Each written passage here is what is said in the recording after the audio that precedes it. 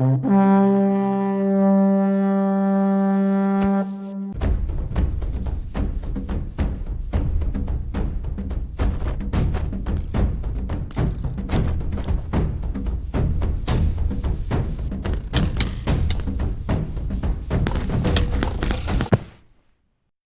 there, my name is McHorse, and welcome to another Blockbuster tips video. In this episode, I'll show you how to create armies without having to record every actor. Wait, can you hear that? I think I heard those steps. Nah, I guess I'm just being delusional. Let's go.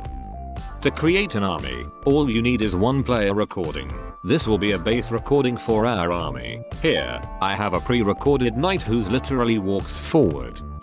In order to create an army, you have to duplicate that actor in the director block multiple times. Then, we need to duplicate the player recording file by using recordDup command. It's easy to use. The first argument is the name of player recording you want to duplicate, and the second argument is duplicate's new name. Once you duplicated both player recordings and actors in director block, if we play it back, you'll see only one actor. However, judging by amount of sprinting particles, there are actually a lot of actors. So now, we need to reposition every soldier in our army. You can use record origin command to change the original position of a player recording. The first argument is the name of player recording, and the new position will be calculated based on your current position. Once we're done repositioning, the first row of our army is ready to go. Before we jump into making second row, we should improve the first row first. If you'll play back the director block, you'll notice that these soldiers are very synced. For some scenes it's a desired effect, but if you want to make it more dynamic, we could use record prolong command to add an extra varied delay. Record prolong command takes in 3 arguments: name of player recording, delay after finishing the playback, that is before disappearing, and delay before starting the playback. Giving a random delay before starting the playback will eliminate the synchronization, and now you have more or less dynamic army.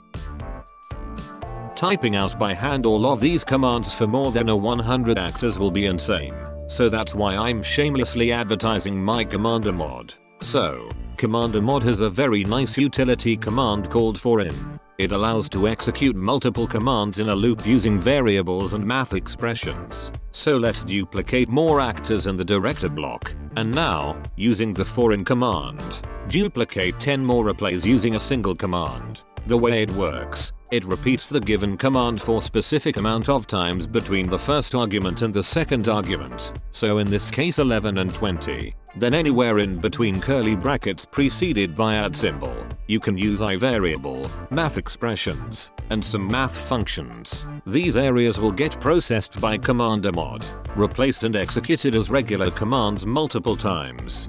For more information, visit Commander mod's GitHub page. It has a detailed documentation. Anyways, once you execute the command, it would create another 10 player recordings. If we play back the scene, then you won't see the difference, because they're identical. If we'll add random pre-delay with a minor offset, then you would see the second row randomized. Now, remember, those duplicated and displaced actors are not AIs, but rather pure copies of the base player recording. They are not aware of the surroundings, so they could walk through the walls, and won't fall down when there is no ground underneath. This technique should be used with extreme caution, so use it in case you know that it will work with your custom terrain, or just use a flat terrain.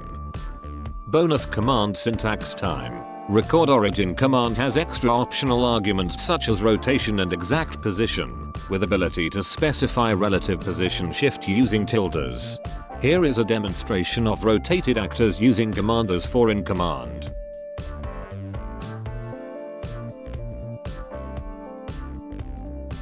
Side note, the actors disappear due to Optifine's random entity optimization. If the camera is moving, then they'll appear fine.